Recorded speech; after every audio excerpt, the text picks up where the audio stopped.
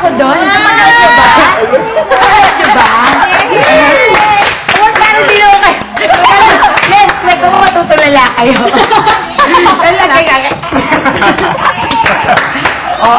Wala daw kayong gaas ngayon? Wala pa po. Bago ang lahat, umorder muna kayo sa Aysara para meron kayong order muna kayo.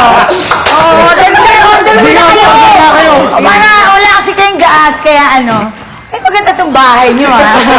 Pinabahay namin ako. Oo, maganda. Red Horse! Anong Red Horse? Wala pagkain. Hindi naman Dali mamaya, tuturuan ko kayo. Sit down, children. Ay. Akin na. Order kayo ng concert, ha? Kaka-start lang. O, sige. O, umorder muna kayo. Hawakan mo, Miss Ay. Ay, ang Sabihin sa akin. Yaan? Ewan kung sino-sino lang dyan. O, mamaya, ha? Kasi balita ko meron kayong concert, mamaya. So, ang ituturo ko sa inyo... akala mo naman, teacher. Ang ituturo ko sa inyo ay ang proper projection. At syempre, ang performing with limitation at rapport for audience. Kailangan ba talaga nakaupo dito? Nakakatawa. Ito kala ko kayo yung matutulala. Actually, ako yung natutulala. Kasi hindi ako sanay. Ganito pala dito, na parang ibang mundo. Mga costume pa. Dito lang kayo? Hanggang kailan kayo rito? Ilan? September ba? September? Talaga? Ganito lang buhay nyo? Gigising, tapos gaganto, kakanta. Gaganto. Oo.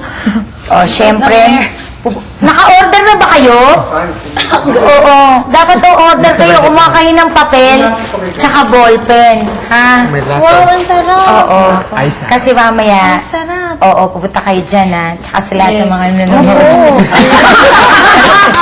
Alam mo, nasa yung camera, kaya sila nanonood dito sa pinya to. Kasi diba, ang daming camera, grabe. Ikaw ang mga ilang taon na ba kayo? Mga 18 to 25. 23, 24, 21, 20. Hindi kayo magsalita. 25. Arte lang po. So, lakas mo kumain. Nakita kita. Mahilig ka ba sa spaghetti? Hindi ka nakain mo yung spaghetti? Opo. Talaga? Anong sauce? Bistek sauce. Bistek sauce. Bistek na sa spaghetti. Sige. Ngayon, dahil sige, magkika muna kayo. Nakakatawa. Turo ba talaga o-order? Sige, umorder kayo, ha? Marami-rami ng konti, ha? Para okay naman yung business namin. Lalo yung concert. Ngayon. Ba't tinatakbo mo yung bibig mo? Mabaho ba yung niya niya? Bakit tinatakbo? Eto na, ha? Kayo po ba teacher din dito? Opo. Kayong teacher. Sige. Visor, ikaw ang supervisor. Ngayon, ituturo ko sa kanila yung performing with limitations. Siyempre, ako kasi, pag komedyante, pag nagpe-perform kayo sa kasi galing akong sing-along bar eh. So, doon iba-ibang klaseng tao nandun. May lasing, may suplado, may mabait, may lahat na ng klase. Yun ang yun ang experience ko doon.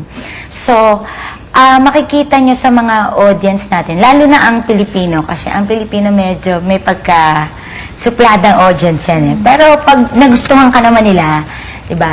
Kaya tayo, diba, almost everyone na mga Pinoy, ang hilig kumanta, diba?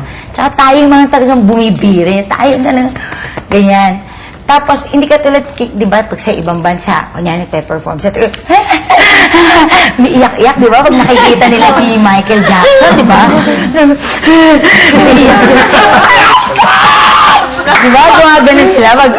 Tayo mga Pinay, ganda lang tayo pag nanonood. Si Michael Jackson, kasi tayo. Ay, parang lip-sync.